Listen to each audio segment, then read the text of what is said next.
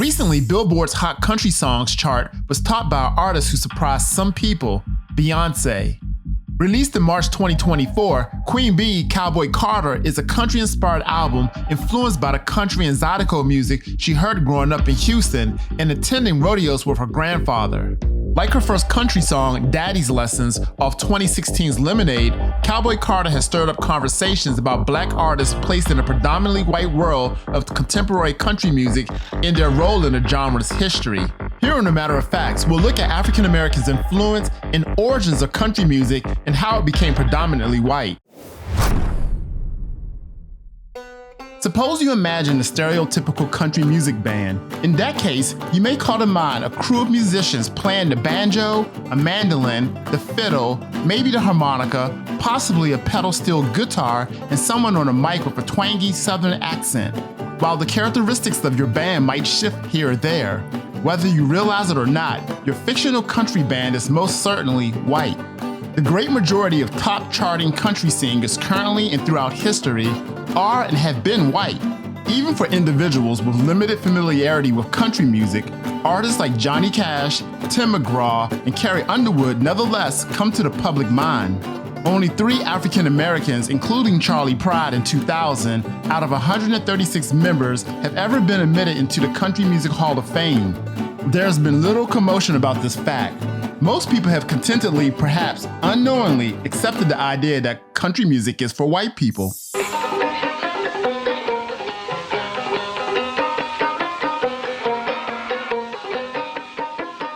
The role of black people in the origins of country music can be traced back to the banjo, which is often associated with the idea of a white rural South.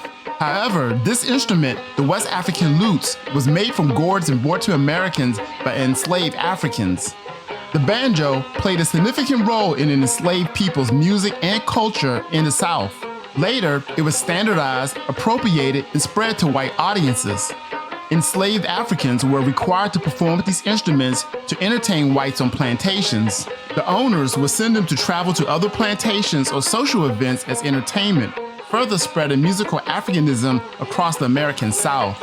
White banjo innovators such as Earl Scruggs and David Aikman later made the instrument essential to the genre's DNA, while black performers mainly abandoned the instrument. Mr. Tambo, do you feel good and strong? Then get right up and show the folks how you can sing that song. Blackface minstrelsy, in which white artists perform black music in blackface, also contribute to the rise of hillbilly music, later known as country music. For instance, the song Lovesick Blues by blackface artist Emmett Miller inspired Hank Williams' song arrangement, which is now one of the most beloved tunes in country music. Many of the songs that early hillbilly artists played were likewise adopted and altered from black sources, including slave spirituals, field songs, religious hymnals, or the works of professional black songwriters. In country music, songs like When the World is on Fire, a hymn arranged by a black minister, was turned into Carter Family's 1928 hit, Little Darling Pal of Mine, which was then turned into Woody Guthrie's quintessential This Land is Your Land. Meanwhile, Carry Me Back to Old Virginia was composed by James A. Bland, an African-American composer and minstrel performer who would have hardly found himself welcome in parts of Virginia had he still been alive in 1940 when it was declared the official state song. While the South remained deeply segregated in the 20s and 30s, black and white musicians frequently engaged in musical collaborations, even appearing on many recordings together. What do you want to hear? That old song, Waiting for a Train? That's it. All right.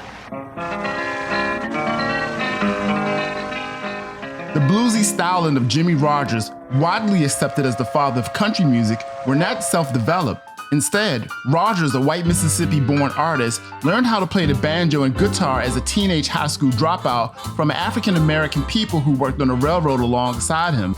His signature yodel, which merged blues, European yodeling, and a falsetto popularized by African-American singers, resulted from this on-the-spot schooling. Rodgers collaborated with Louis Armstrong on Blues Yodel No. 9 and partnered with blues guitarist Clifford Gibson and the Louisville Jug Band on unpublished tracks. And that collaboration was just the tip of the iceberg, according to Patrick Huber, a history professor at the Missouri University of Science and Technology. The collaboration that took place was only a tiny part of the story. In the book, Hidden in the Mix, the African-American Presence in Country Music, Huber delves into the fascinating diversity of hillbilly music, which had more instances of integrated sessions than any other genre except vaudeville blues. Huber also argues that nearly 50 African-American singers and musicians appeared on commercial hillbilly records during those years, because the music was not exclusively a white agrarian legacy, but a fluid genre that was shared and exchanged between people of different races. As a result of exchanges, borrowing, theft, and parody, Southern music pre-World War I was fundamentally multicultural, according to Huber. But in the 1920s, hillbilly music became a commercial product, and record labels started categorizing these releases into hillbilly records and race records. They presumed that people bought music based on their race. However, many African-American artists on hillbilly records were not acknowledged, and some were removed from marketing photographs in favor of white people. This genre was quickly established as an authentic return to the music of the ideal rural white mountain South, which was in stark contrast to the black modern dance music of that time.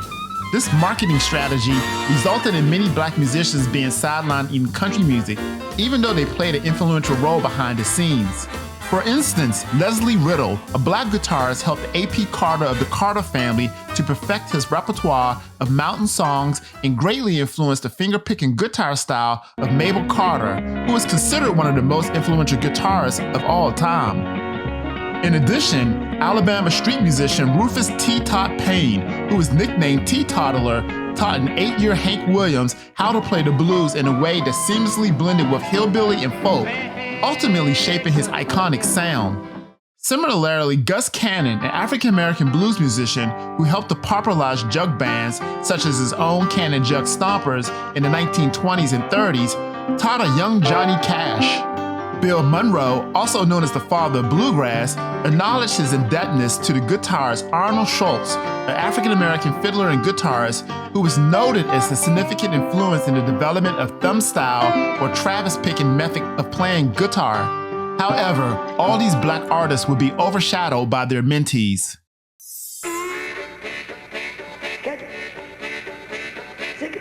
The one black star of country music's first era, DeFord Bailey, was likewise treated with an ambivalence that sometimes bled into contempt. The harmonica player, who was the grandson of an enslaved African, became the most frequent performer on the Nashville radio station WSM Barn Dance with his virtuosic renditions and big hit Pan American Blues and The Fox Chase, riled up audiences across the South. On the track, his harmonica playing resembles the sound of Louisville and Nashville Railroad Pan American passenger train, which traveled between Cincinnati, Ohio, and New Orleans. An example of how country musicians sometimes intimately tie themselves to the community. In 1927, one of his performances provided the backdrop for the genesis of the Grand Ole Opry, the radio program that became country music's central institution, with Bailey as one of its pioneering members. The renowned harmonica musician was an Opry regular in the 1930s. Bailey's race was mainly hidden from his radio audience, and when he did go on tour with the Opry and big country performers of the 30s and 40s, including Uncle Dave Macon, Bill Monroe, and Roy Acuff, he was forced to find separate accommodation in the segregated South. Bailey was fired unceremoniously in 1941. George D. Hay, the founder of the Opry, wrote 4 years later that, like some members of his race and other races, DeFord was lazy. Despite his hardships, DeFord Bailey continued to make a living shining shoes and renting out rooms in his home. His legacy, however, extends far beyond his personal struggles. It would take a half a century for the Grand Ole Opry to admit another black member, Charlie Pride, in 1993. Besides those two musicians, Darius Ruckers is the only other African-American member in the Opry's history. This underscores the lasting impact of Bailey's pioneering role in the Opry and his significant contributions to the country music industry, a legacy that demands respect and recognition. As the music industry increasingly sought to market country music along color lines, studios and producers worked to hide the fact that recording sessions were integrated, using white stand-in promotional images in advertisement and pigeonholing black recording artists into race records. Eventually, the public largely forgot the pioneering black musicians of country music. Still, African-American artists continue to contribute to the genre. From national stars like Charlie Pride to Mickey Guyton, African American musicians provide much more than a footnote in the story of country music, and modern innovators such as Beyonce continue to show you that they will remain so for a long time to come. Hey guys, we're at the end of the video. Were you aware of the African American influence and origins of country music? If so, let me know in the comment section below. Also, don't forget to like and subscribe to the channel. Until then, we will see you next time.